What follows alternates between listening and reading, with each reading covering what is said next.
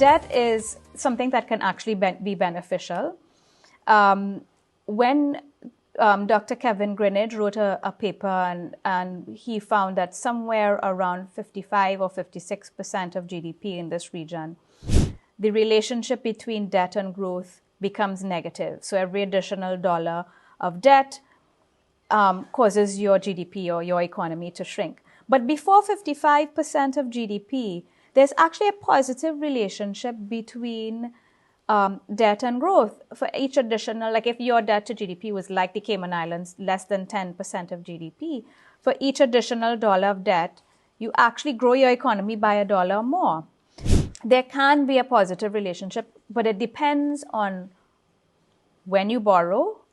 You're not going to achieve anything positive if you borrow or when your debt to GDP is already over 55%.